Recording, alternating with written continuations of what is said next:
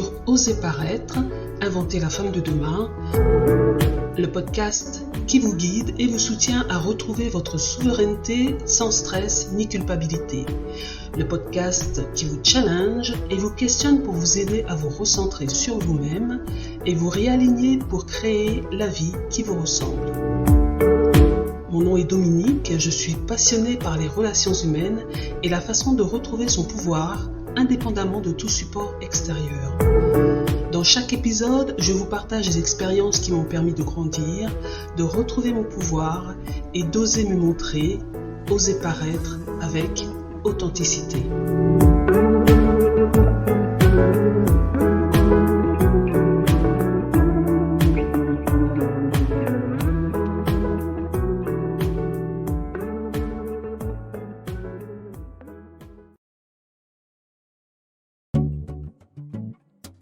Bienvenue dans ce second épisode de notre podcast Oser paraître, inventer la femme de demain, consacré aujourd'hui à la prise de conscience et à l'amélioration de votre vie.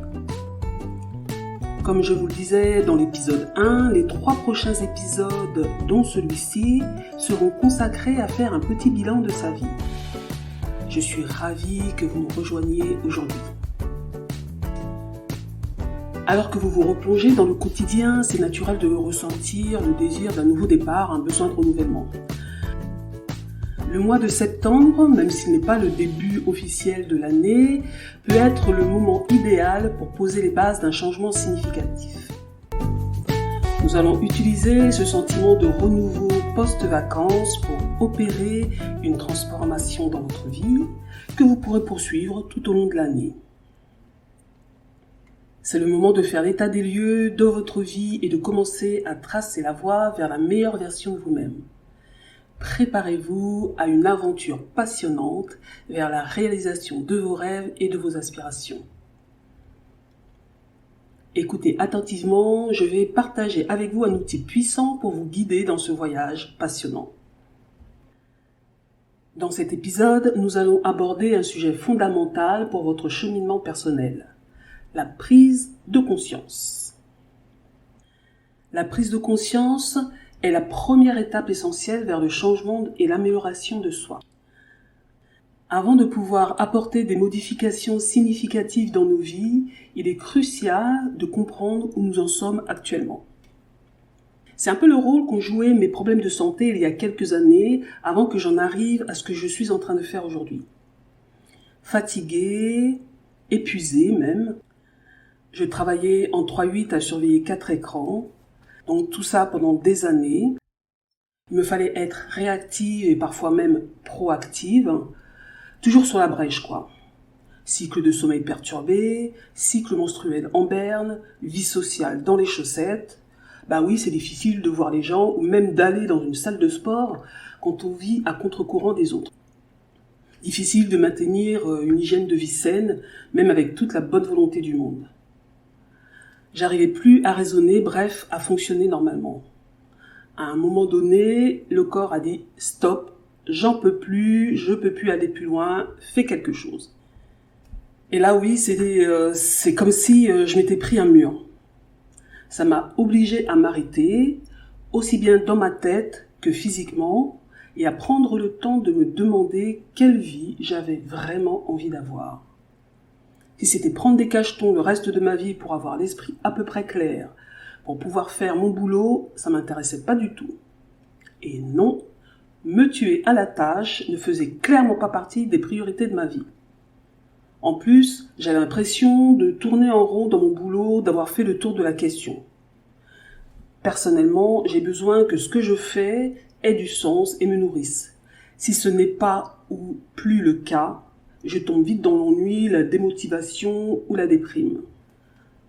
Alors soit je mets doucement un voile d'inconscience, de déni sur mes sentiments, qui peuvent vite devenir du ressentiment, et je continue d'avancer comme ça et sans intérêt dans ma vie, soit je regarde clairement la situation en face, et je cherche une solution pour revenir à un niveau satisfaisant de bien-être. La lucidité a toujours été une formidable alliée pour moi afin d'opérer des changements significatifs dans ma vie, même si ça peut parfois faire mal de regarder la réalité en face. Et c'est là que la roue de la vie entre en jeu. La roue de la vie, c'est un outil puissant qui peut vous aider à évaluer et à prendre conscience des différents domaines de votre vie. Je l'ai utilisé aussi lors d'un week-end bien-être. Le temps d'un week-end, des femmes venaient à la rencontre de diverses disciplines. Elles avaient environ une demi-heure pour découvrir une discipline de bien-être. Ça pouvait être du massage, de la sophrologie, du relooking, etc. Pour ma part, c'était un peu du speed coaching. J'aidais les personnes qui venaient me voir à faire une réalisation concrète en peu de temps et je les invitais ensuite à mettre au moins une action en pratique qui allait dans le sens d'un changement ou de l'amélioration d'un domaine de leur vie dont elles n'étaient pas satisfaites. Et j'avais choisi donc la roue de la vie pour ça. En une demi-heure, j'aidais ces personnes qui l'expérimentaient de rapidement faire le tour de leur vie et commencer à poser des jalons, même si c'était un tout petit pas, quel qu'il soit. Mon objectif était qu'elles enclenchent le processus. Une demi-heure, c'est à la fois long et court. Par mon questionnement, je coupais court aux objections qui pouvaient inévitablement remonter, afin de faire en sorte qu'elles repartent avec au moins une action à mettre en place. Et le résultat était assez bluffant. Elles ont toutes accepté de jouer le jeu et chacune a pu repartir satisfaite. En tout cas, c'est ce qu'elle me donnait comme feedback. Et c'est pour ça que j'ai décidé de vous présenter cet outil. Il ne s'agit pas de tout bouleverser d'un coup, mais simplement de prendre le temps de tout poser sur la table et de décider, ou pas, de là où vous voulez aller. Mais si vous n'y allez pas, au moins vous le faites en conscience. Peu importe la raison du moment. Oui, j'entends déjà les « c'est compliqué », j'ai trop de choses à faire. Oui, mais si je m'écoute et que je fais ce qui est bien pour moi, qu'est-ce qui va se passer pour l'autre, pour mon couple, etc. Mais rappelez-vous, ne pas faire de choix est aussi un choix. Lors de ce speed coaching, à chaque fois, ça leur a permis de faire une réalisation et de commencer à mettre en œuvre une petite action. Par exemple, intégrer 1 minute de méditation à leur emploi du temps, rester 1 minute de plus sous la douche. Oui, ça peut paraître insignifiant, mais pour la personne qui a partagé ce petit pas, c'était ce qu'elle pouvait faire à ce moment-là, sans avoir à chambouler la vie de toute sa famille, et 2, ça l'a énormément soulagée de le nommer et de réaliser que pas à pas, elle pourrait aller vers son objectif. Je crois que pour elle, c'était se reconvertir et devenir photographe. Elle avait besoin de temps pour se poser et réfléchir à la suite de sa vie. Une autre personne m'a répondu « ne rien faire » quand je lui ai demandé quelle action elle allait mettre en place après l'analyse de sa roue de vie. Au départ, elle n'osait pas me répondre, je la sentais timide, puis elle s'est lâchée. C'était vraiment le cri du cœur. Pendant 1 minute, s'asseoir sur son canapé et ne rien faire. Ça peut paraître amusant comme ça après le recul, mais au moment où elle le disait, je sentais bien qu'elle était au bout de sa life et qu'elle s'autorisait enfin à exprimer ce besoin presque vital. C'est comme si une barrière avait cédé. Parce que lors de ce week-end, elle a posé ses valises et s'est autorisée à se poser les bonnes questions. Elle n'arrivait plus à penser, à aligner 2 pensées cohérentes. Elle sentait bien qu'elle avait trop tiré sur la corde, mais elle ne savait pas trop quoi faire, comment faire. S'autoriser à ne rien faire était son tout petit pas à elle pour commencer à prendre soin d'elle. Parce que quand on est corvéable à merci, il y a toujours quelqu'un qui saura quoi faire de votre temps et de votre énergie. Bon, je ne vous demande pas de tout chambouler et de jeter d'un coup à la poubelle vos vaches, cochons, maris, enfants et de partir monter l'Everest parce que c'est le rêve de votre vie. Non, ce serait vraiment inconscient de ma part et de la vôtre. Il s'agit juste de faire un tout petit pas. Le plus facile pour vous au moment où vous décidez de le réaliser. Il sera différent pour chacune, bien sûr. L'action que vous commencerez à mettre en place dépendra de là où vous en êtes physiquement, mentalement, émotionnellement, voire financièrement, dans votre vie de façon générale. Et c'est forcément différent pour chacune. Et ça prend du temps. La roue de la vie est un outil visuel simple mais efficace qui divise votre vie en plusieurs domaines clés. C'est comme si on faisait juste un pas en arrière, on fait une photographie et on regarde ce qui se passe. En évaluant chacun de ces domaines, vous pouvez obtenir une image claire de l'équilibre actuel de votre vie à l'instant T. Ces domaines peuvent varier, mais ils incluent généralement des aspects tels que la santé, les relations, la carrière, la spiritualité, les loisirs, les finances et bien d'autres encore. Après, on l'adapte à ce qu'on vit en ce moment et les domaines qui sont importants au moment où vous décidez de l'utiliser. Alors, comment l'utiliser ? Tout d'abord, vous trouverez dans la description de l'épisode un lien pour le document à télécharger. Cet outil est un cadeau que je vous offre pour vous aider à amorcer votre processus de prise de conscience. Il contient une version imprimable de la roue de la vie et des instructions précises pour son utilisation. Je vous avais dit que je vous ferais travailler. Donc imprimez ou dessinez un modèle de la roue de la vie, inscrivez les domaines que vous voulez évaluer en dehors et tout autour du cercle. Pour chaque situation, notez sur une échelle de 1 à 10 votre niveau de satisfaction dans chacun des domaines, 1 étant le moins satisfaisant et 10 le plus satisfaisant. Le document vous guide tout au long des 8 étapes. Je vous les nomme rapidement. 1, donc vous allez sélectionner les différentes catégories de la roue. Donc je vous ai donné quelques exemples dans le document, mais si vous en avez d'autres que vous voulez explorer, faites-vous plaisir. 2, vous allez attribuer une note de 1 à 10. 3, vous allez faire un brainstorming. Par quoi voudriez-vous commencer ? Quel domaine vous aimeriez changer dans votre vie ? La 4e étape, il s'agit de formuler des objectifs clairs. Par exemple, si vous souhaitez perdre du poids, ne dites pas simplement « je veux perdre du poids », mais « je veux perdre tant de kilos » ou « je veux retrouver un corps souple et gainé ». La 5e étape, vous allez réduire le champ des possibles, c'est-à-dire que vous allez choisir 1 à 3 objectifs max. Pas la peine de s'en mettre par-dessus la tête. 6. Rédigez le moyen d'atteindre vos objectifs. Par exemple, si vous voulez retrouver un corps souple et gainé, les 2 actions à mettre en place pourraient être 3 séances de stretching par semaine et du gainage tous les matins. 7. Vous allez compiler sur une grande feuille toutes les informations que vous venez de récolter. Et 8. Vous allez définir une périodicité. Évaluer régulièrement les changements de façon hebdomadaire, mensuelle, etc. À vous de choisir en fonction de votre rythme, de votre disponibilité et de vos objectifs. Observez votre roue. Est-ce qu'elle est équilibrée ? Quels domaines sont satisfaits ? Lesquels ne le sont pas du tout ou moins ? Alors je vous encourage vraiment à prendre le temps de vous poser pour faire cette roue. Les avantages de la roue de la vie, l'utilisation de la roue de la vie peut vous aider à identifier les domaines qui nécessitent une attention particulière et à visualiser les déséquilibres ainsi qu'à répondre à des questions comme dans quel domaine de ma vie je me sens la plus épanouie ? Où est-ce que je ressens un déséquilibre ou un mécontentement ? Quel domaine nécessite plus d'attention pour atteindre un équilibre satisfaisant ? Prenez le temps de le faire.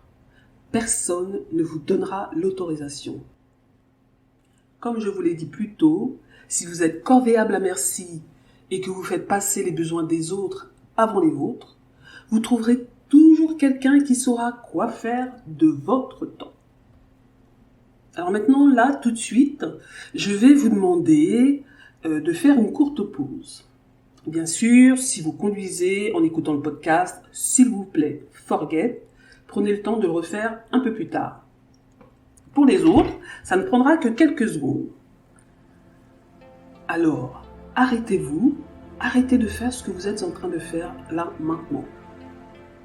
Vous avez une seule petite minute, rien que pour vous. Qu'est-ce que vous en faites ?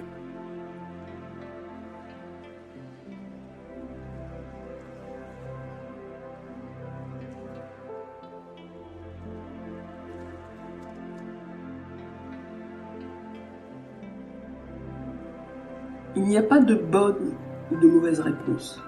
Il y a la réponse qui vous convient à l'instant où vous vous posez la question. J'adorerais avoir un retour par mail ou sur le groupe ou la page Facebook d'Oser Paraître. La prise de conscience de soi et de sa vie peut être un processus complexe et parfois difficile. On rencontre des défis comme par exemple la routine et les habitudes. L'être humain est une créature d'habitude et on a tendance à suivre des routines quotidiennes sans vraiment y penser ou les remettre en question. On est en mode pilotage automatique. Ça vous est jamais arrivé de sortir de chez vous pour aller acheter du pain, par exemple, à pied ou en voiture ? Vous avancez à un moment donné où vous dites « Ah, je suis déjà là ». Sans vous en rendre compte, vous avez parcouru plusieurs centaines de mètres sans avoir rien vu de ce qui se passait autour de vous. Nous pouvons négliger de remettre en question ces habitudes et de réfléchir à leur impact sur notre vie. Alors, qu'en est-il de votre vie ? Est-ce que vous avancez en mode pilotage automatique ou avec conscience ? Avancer en mode pilotage automatique, ça veut dire faire les choses jour après jour, sans se poser réellement de questions, sans remettre en cause ce que je vis ou fais, si ce que je vis ou fais me convient vraiment ou répond à mes aspirations. Et puis un jour, des années, voire des dizaines d'années plus tard, on se dit « Mais qu'est-ce que j'ai fait de ma vie ?» Maintenant qu'une étincelle s'est allumée dans votre cœur et dans votre conscience, vous pouvez vous demander « Qu'est-ce que j'ai envie de faire du reste de ma vie ?» Les autres défis, ça peut être aussi la surcharge d'informations, les distractions. On vit vraiment dans une époque où on est constamment bombardé d'informations. Ça vient des médias, de la télé, de l'actualité, de notre environnement général et souvent anxiogène. Cette surcharge d'informations peut rendre difficile la prise de conscience de ce qui se passe réellement dans ma vie. Il y a aussi la peur de la réalité. Parfois, je peux avoir peur de prendre conscience de certains aspects de ma vie. Cela pourrait me confronter à des problèmes ou des défis que je préférerais éviter. Cette peur peut pousser à rester dans le déni et m'empêcher de prendre le temps de réfléchir à ma vie et à mes choix. En ce qui me concerne, je préfère la lucidité. C'est ce qui m'a toujours permis d'avancer et de rester à l'écoute de mes besoins et de rester fidèle à mes valeurs. Ah, aussi, la conformité sociale. On a tous tendance, inconsciemment la plupart du temps, à se conformer aux attentes de la société, de sa famille ou de son entourage. Ça peut empêcher de prendre conscience de mes véritables besoins et désirs. À chaque fois que j'ai fait ça, j'en suis ressorti plus meurtri et plus désemparé. Pourquoi ? Parce que je m'oubliais et à la longue, on finit par se vider. Oui, c'est exactement comme une voiture. C'est vraiment un sujet passionnant et je prendrai le temps de faire un podcast dédié à ce seul sujet. Bien sûr, on met aussi du déni et des mécanismes de défense. Le déni est un mécanisme de défense psychologique qui nous empêche de reconnaître ou d'accepter des aspects de notre vie qui sont difficiles ou inconfortables. Ça peut être le déni de la relation. Ignorer ou minimiser les problèmes de communication, par exemple dans une relation, qu'il s'agisse de relations familiales, amoureuses ou amicales. Certaines personnes peuvent nier la présence de conflits ou de dysfonctionnements. Celle qui est dans le déni est confortable, mais la personne qui fait face au déni est malheureuse, en souffrance, jusqu'à un point de rupture. Et parfois, elle préférera casser la relation plutôt que de continuer à souffrir. Ça peut être aussi le déni de soi, c'est-à-dire ne pas reconnaître sa propre valeur, compétence ou importance. Alors ça, c'est terrible pour l'estime de soi parce que ça veut dire que je suis dans la comparaison. Et il n'y a rien de mieux que la comparaison pour détruire l'estime de soi. Ou tout simplement, il se peut aussi que je manque de compétences en introspection, que je ne sais pas comment faire pour rentrer en moi et écouter ce qui se passe. La prise de conscience de soi et l'introspection sont des compétences qui nécessitent du temps et de la pratique. Mais tout le monde peut le faire. On peut ne pas avoir développé ces compétences et on peut donc avoir du mal à réfléchir de manière approfondie à sa vie. C'est vrai que ce n'est pas une attitude qu'on enseigne ni même qu'on encourage aujourd'hui. C'est plutôt « allez, serre les dents, ça va passer ». Alors la prise de conscience n'est que la première étape, le premier pas, et un accompagnement dans ce processus peut vous aider à réaliser des changements concrets dans votre vie. Dans la description de cet épisode, vous trouverez les différents liens pour me contacter pour discuter de vos besoins spécifiques. Notamment, je vous offre un appel gratuit de 45 minutes pour faire un point sur votre vie ou sur la route de votre vie. Prenez rendez-vous via le calendrier ou par mail si vous le souhaitez. C'est vrai qu'être accompagné, un bout de ce chemin, surtout au début, offre de multiples avantages. C'est un soutien émotionnel, un soutien personnalisé. Ça permet de rester focus et de clarifier son esprit. En plus, c'est stimulant pour l'énergie, la créativité, l'esprit. Perso, je dis toujours, c'est toujours mieux de réfléchir à deux cerveaux. Car l'autre personne m'aide à voir les choses sous un autre angle et ça peut alors débloquer une situation. Être accompagné, ça permet aussi d'élever l'énergie dans l'action, d'avancer plus vite avec enthousiasme et motivation. On met les choses en perspective pour comprendre les défis et planifier des actions concrètes. On sort de sa tête pour s'ouvrir et permettre à d'autres solutions de venir à nous. En résumé, il existe de nombreuses raisons pour lesquelles il peut être difficile de prendre conscience de tous les aspects de sa vie et c'est unique et circonstanciel pour chacun. Et on peut être confronté à un manque de clarté concernant sa véritable identité, ses désirs profonds et sa place dans le monde. Ça peut générer du stress, du surmenage, de la procrastination ou un sentiment d'insatisfaction dans plusieurs domaines de sa vie, la stagnation aussi. Le réaliser et faire ce qu'il faut pour le réaliser est un processus important pour votre développement personnel et votre bien-être. Il est donc utile de s'efforcer de surmonter ces obstacles pour parvenir à une meilleure compréhension de soi-même et de sa vie. Commencer à sortir du stress et reprendre le contrôle de sa vie. En se tournant de l'extérieur vers l'intérieur, rentrer en soi et écouter la petite voix qu'on a longtemps étouffée. Prendre conscience est le premier pas.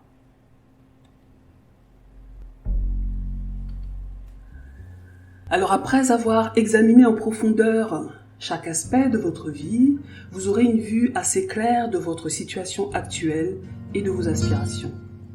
Vous aurez peut-être même découvert des domaines où des changements sont nécessaires pour vivre une vie plus alignée avec qui vous êtes vraiment. Et c'est précisément là que le prochain épisode vous amènera. Imaginez que votre vie est une toile blanche, une œuvre d'art en devenir, et que cet état des lieux que nous venons de faire est la première esquisse. Et pour que cette esquisse devienne une œuvre d'art éclatante, il faut ce que j'appelle le déclic. Ce moment où tout devient clair, où l'inspiration frappe et où l'action devient inévitable et évidente. Dans l'épisode de la semaine prochaine, nous plongerons donc dans les mystères du déclic. Nous explorerons les forces qui peuvent vous retenir, les peurs qui peuvent surgir et nous découvrirons comment surmonter ces obstacles pour passer à l'action. Vous avez fait l'état des lieux de votre vie, maintenant, préparez-vous à allumer la flamme qui vous guidera vers le changement. Restez à l'écoute, car le prochain épisode sera le point de départ de votre vie vers une vie plus authentique et épanouissante. Je vous remercie de m'avoir écouté. Prenez le temps de vous faire ce cadeau en faisant ce petit exercice. C'est un bon départ. Et si vous souhaitez qu'on en parle de vive voix, je reste à votre disposition. Envoyez-moi un mail ou prenez un rendez-vous sur mon calendrier. Je vous offre 45 minutes pour en parler. À bientôt!